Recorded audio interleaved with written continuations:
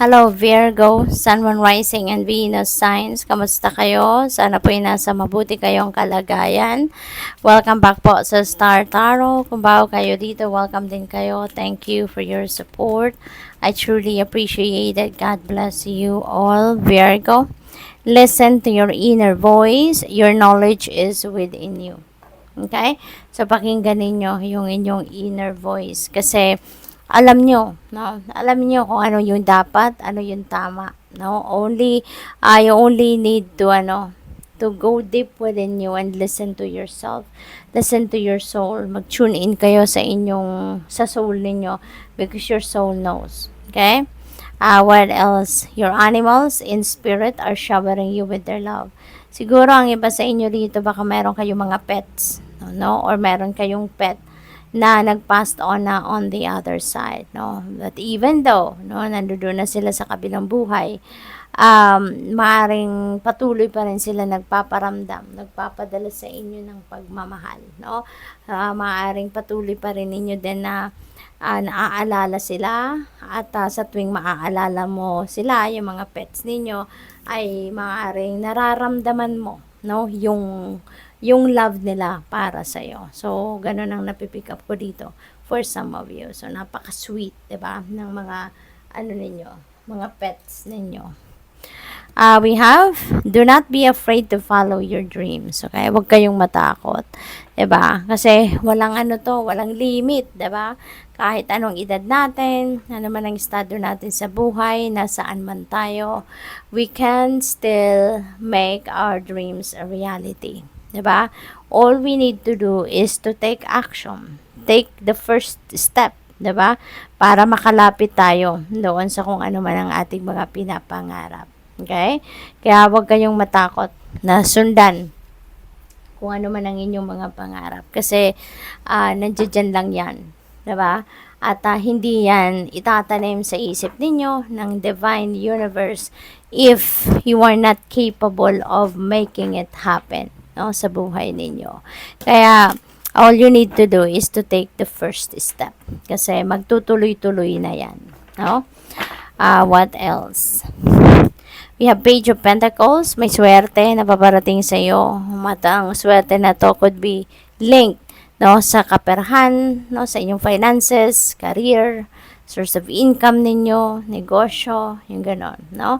So there could be good news regarding opportunities, no, na maghahatid sa inyo ng abundance and prosperity. We have justice, and you are getting what you deserve. Finally, mararamdaman or mararanasan din ninyo yung balance sa buhay ninyo.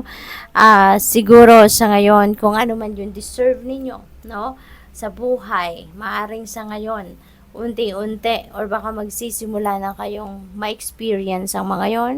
Baka ngayon, magsisimula na kayong makuha, no, kung ano man yung para sa'yo. Kaya maganda na, kumbaga, finally, no, magiging siguro magsisimula na kayo na mas matahimik ang buhay, magsisimula na kayo ma-experience ngayon yung mas komportable kayo, no?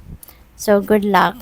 We have Two of Pentacles. Ayan. So, multitasking ang iba sa inyo, no? Baka ang dami-dami ninyong ginagawa. You have a lot of things to do at all times. Pwedeng marami kayong obligasyon, responsibilidad, 'di ba? Meron din kayong mga personal affairs na kailangan ding attendan.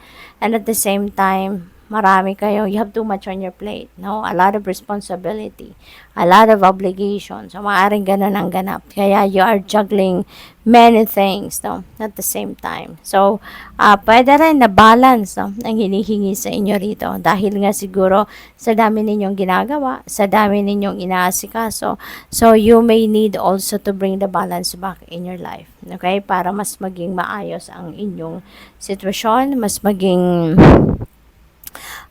mas makapag-relax naman kayo, mas makakapag-focus kayo, and even you can give time, no, para sa pagsa-self-care ninyo. 'Di ba? Kung siguro kailangan din ninyo rito na paigtingin ninyo yung inyong galing sa pagta-time management. 'Di ba? I-manage ninyo ng tama, ng maayos yung oras ninyo. Okay? We have 8 of Pentacles. Ayan. So, siguro sa ngayon din, pwedeng you will be rewarded din, sa kung ano man ang ginagawa ninyo, sa trabaho ninyo, sa career ninyo. So, yung dedication ninyo will be rewarded. Maaaring mabigyan kayo dito ng promotion, mabigyan kayo ng bonus, recognition, award, diba? Kasi mararecognize dito ng employer ninyo, no? Yung dedication ninyo sa trabaho, yung diligence ninyo sa inyong ginagawa, sa inyong trabaho. Kaya napakaganda rin na 'di ba, at least mabibigyan kayo ng recognition, 'di ba, sa lahat ng sipag at tiyaga at pagtatrabaho, pagsisikap ninyo, baga finally mapapansin na din kayo. What else? We have Queen of Wands. Ayan. So, creativity. Pwede na ang iba sa inyo dito mayroong opportunity na mas ma-hone ninyo yung inyong creative prowess. Pwede rin na may mga opportunity nito na magbibigay ng pagkakataon para magamit ninyo yung inyong mga creativity, yung mga talents ninyo, mga gifts ninyo. Baka that will be on display at this time. Pwedeng ganon. Baka yun ang magagamit ninyo na pagkakaperahan ninyo sa ngayon. Baka yun ang magagamit ninyo towards that new career path na pwedeng tahakin ng iba sa inyo sa ngayon. Yung inyong creativity. So, good luck sa'yo. Thank you for watching. Love and light. Namaste.